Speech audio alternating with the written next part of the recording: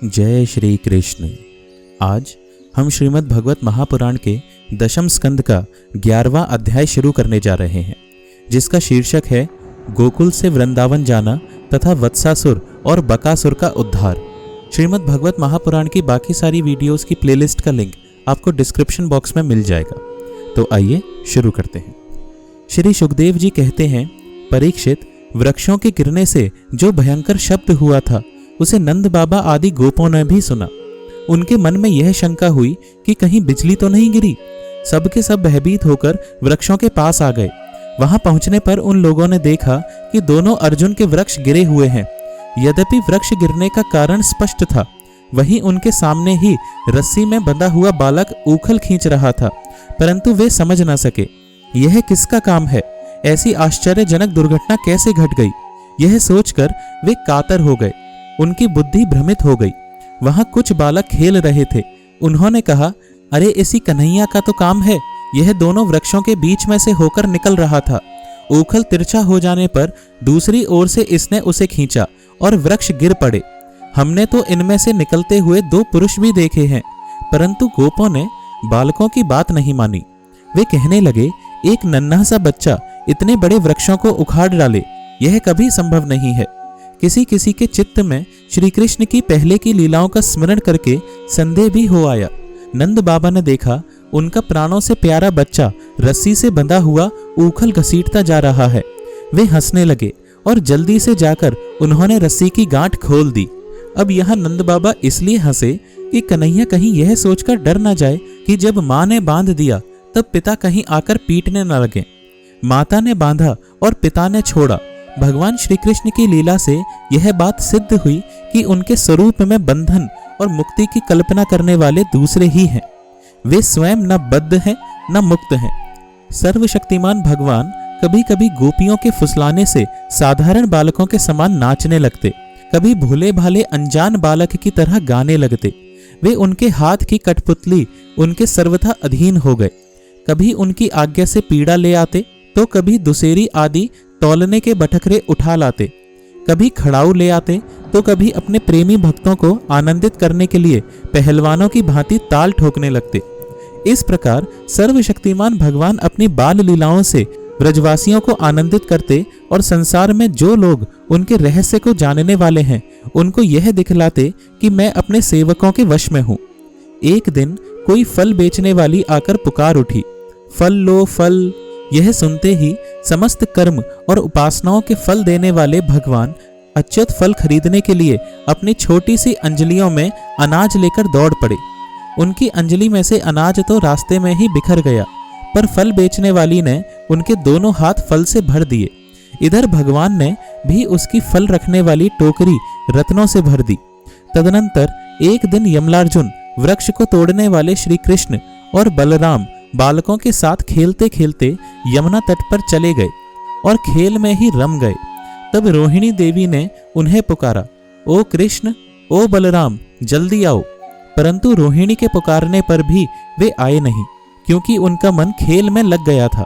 जब बुलाने पर भी वे दोनों बालक नहीं आए, तब रोहिणी जी ने वात्सल्य स्नेहमयी यशोदा जी को भेजा।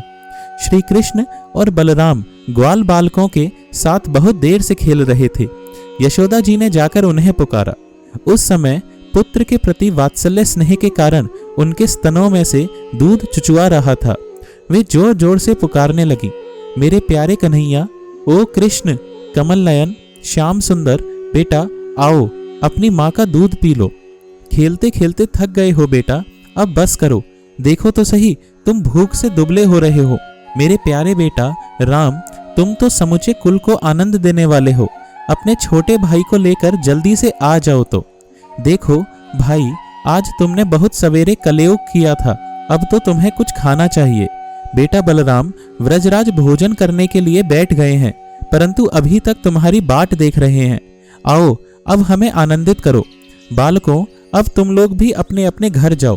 बेटा देखो तो सही, तुम्हारा एक एक अंग धूल से लथपथ हो रहा है। आओ जल्दी से स्नान कर लो, आज तुम्हारा जन्म नक्षत्र है। पवित्र होकर ब्राह्मणों को गोदान करो। देखो देखो, तुम्हारे साथियों को उनकी माताओं ने नहला धुलाकर मींज पहुंचकर कैसे सुंदर सुंदर गहने पहना दिए हैं। अब तुम भी नहा धोकर, खा पीकर, पहन ओढ़कर तब खेलना। परीक्षित, माता यशोदा का संपूर्ण मन प्राण प्रेम बंधन से बंधा हुआ था। वे चराचर जगत के शिरोमणि भगवान को अपना पुत्र समझती और इस प्रकार कहकर एक हाथ से बलराम तथा दूसरे हाथ से श्री कृष्ण को पकड़कर अपने घर ले आईं। इसके बाद उन्होंने पुत्र के मंगल के लिए जो कुछ करना था वह बड़े प्रेम से किया। जब नंद बाबा आदि बड़े बूढ़े गोपों ने देखा कि महावन में तो बड़े बड़े उत्पात होने लगे हैं, तब वे लोग इकट्ठे होकर अब व्रजवासियों को क्या करना चाहिए इस विषय पर विचार करने लगे। उनमें से एक गोप का नाम था उपनंद। वे अवस्था में तो बड़े थे ही, ज्ञान में भी बड़े थे। उन्हें इस बात का पता था कि किस समय किस स्थान पर किस वस्तु से कैसे व्यवहार करना चाहिए। साथ ही वे यह भी चाहते थे कि राम और श्याम सुखी रहें, उन पर कोई विपत्ति ना आवे। उन्होंने कहा, भाइयों, अब यहाँ ऐसे बड़े बड़े उत्पात होने लगे हैं जो बच्चों के लिए तो बहुत ही अनिष्टकारी हैं। इसलिए यदि हम लोग गोकुल और गोकुल वासियों का भला चाहते हैं तो हमें यहाँ से अपना डेरा डंडा उठाकर कूच कर देना चाहिए। देखो, यह सामने बैठा हुआ नंद राय का लाडला सबसे पहले तो बच्चों के लिए काल स्वरूपिणी हत्यारी पूतना के चंगुल से किसी प्रकार छूटा। इसके बाद भगवान की दूसरी कृपा यह हुई कि इसके ऊपर उतना बड़ा छकड़ा गिरते गिरते बचा। बवंडर रूपधारी दैत्य ने तो इसे आकाश में ले जाकर बड़ी भारी विपत्ति मृत्यु के मुख में ही डाल दिया था।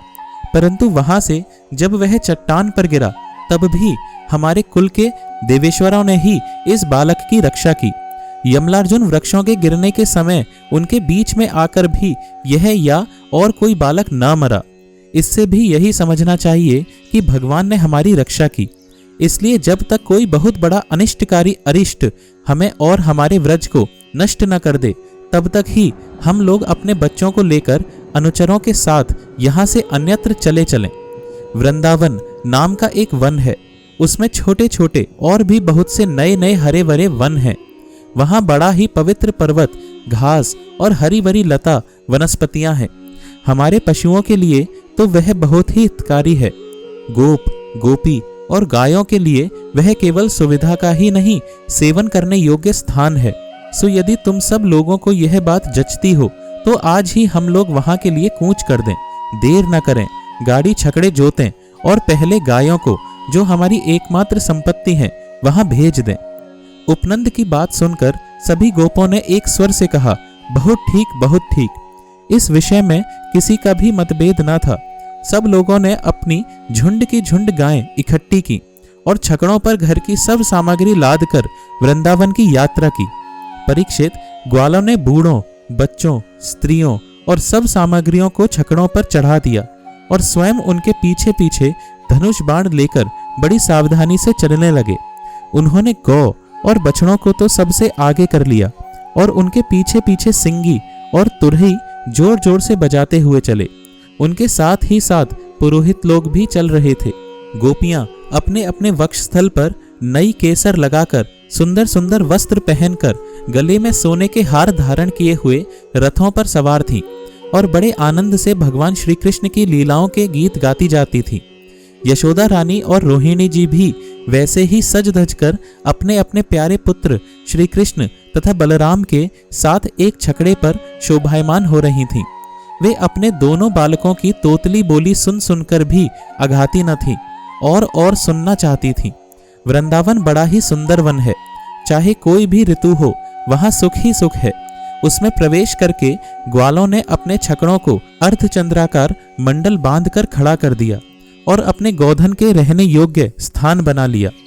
परीक्षित, वृंदावन का हरा भरा वन, अत्यंत मनोहर गोवर्धन पर्वत और यमुना नदी के सुंदर सुंदर पुलिनों को देखकर भगवान श्री कृष्ण और बलराम जी के हृदय में उत्तम प्रीति का उदय हुआ। राम और श्याम दोनों ही अपनी तोतली बोली और अत्यंत मधुर बोलोचित लीलाओं से गोकुल की ही तरह वृंदावन में भी व्रजवासियों को आनंद देते रहे। थोड़े ही दिनों में समय आने पर वे बछड़े चराने लगे। दूसरे ग्वाल बालों के साथ खेलने के लिए बहुत सी सामग्री लेकर वे घर से निकल पड़ते और गोष्ठ गायों के रहने के स्थान के पास ही अपने बछड़ों को चराते। श्याम और राम कहीं बांसुरी बजा रहे हैं तो कहीं गुलेल या ढेलवास से ढेले या गोलियां फेंक रहे हैं। किसी समय अपने पैरों के घुंघरू पर तान छेड़ रहे हैं, तो कहीं बनावटी गाय और बैल बनकर खेल रहे हैं। एक ओर देखिए तो सांड बन बनकर हकड़ते हुए आपस में लड़ रहे हैं, तो दूसरी ओर मोर, कोयल, बंदर आदि पशु पक्षियों की बोलियां निकाल रहे हैं। परीक्षित, इस प्रकार सर्वशक्तिमान भगवान साधारण बालकों के समान खेलते रहते। एक दिन की बात है, श्याम और बलराम अपने प्रेमी सखा ग्वाल बालों के साथ यमुना तट पर बछड़े चरा रहे थे। उसी समय उन्हें मारने की नीयत से एक दैत्य आया। भगवान ने देखा कि वह बनावटी बछड़े का रूप धारण कर बछड़ों के झुंड में मिल गया है। वे आंखों के इशारे से बलराम जी को दिखाते हुए धीरे धीरे उसके पास पहुंच गए। उस समय ऐसा जान पड़ता था मानो वे दैत्य को तो पहचानते नहीं और उस हट्टे कट्टे सुंदर बछड़े पर मुग्ध हो गए हैं।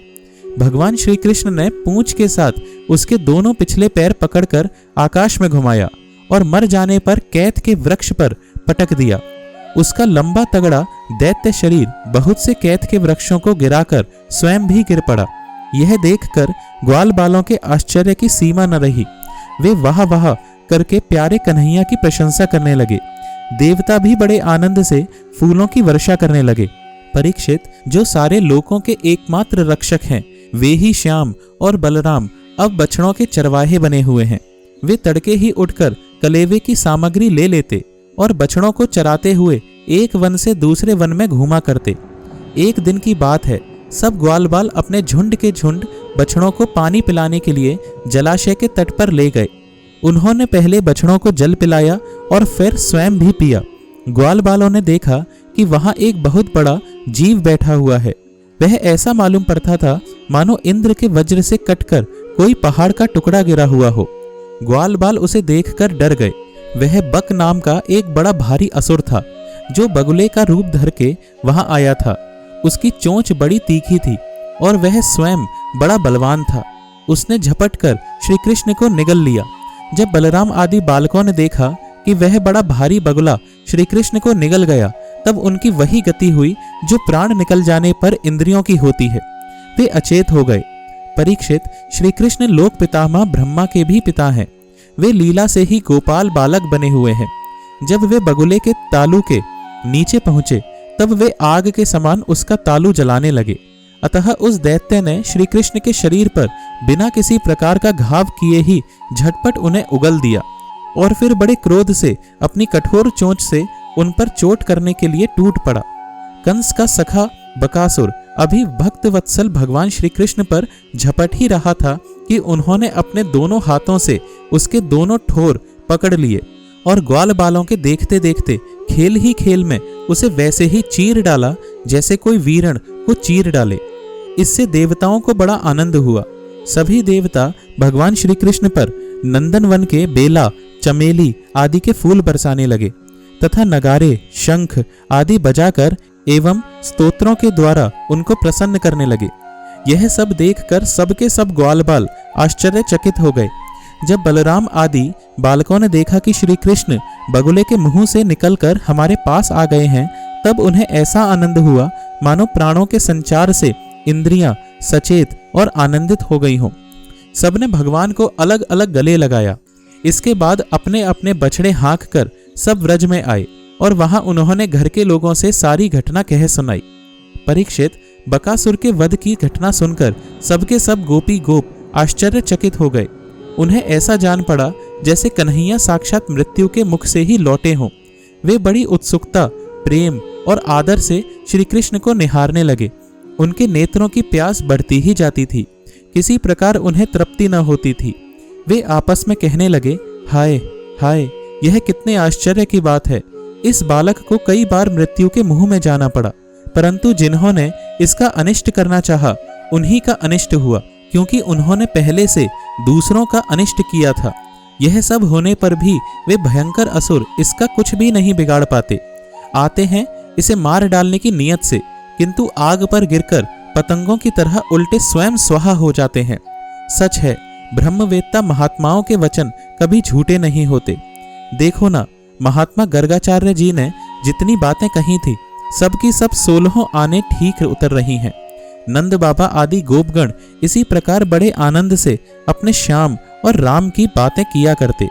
वे उनमें इतने तन्मय रहते कि उन्हें संसार के दुख संकटों का कुछ पता ही न चलता।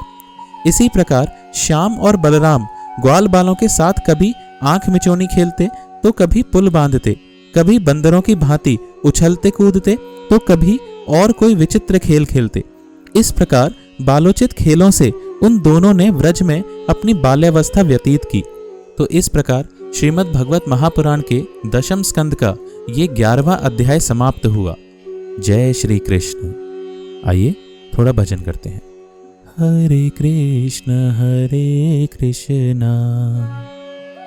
कृष्ण कृष्ण हरे हरे, हरे राम राम राम हरे हरे। हरे कृष्ण कृष्ण कृष्ण हरे हरे, हरे राम राम राम हरे हरे। हरे कृष्ण कृष्ण कृष्ण हरे हरे, हरे राम राम राम हरे हरे। हरे कृष्णा।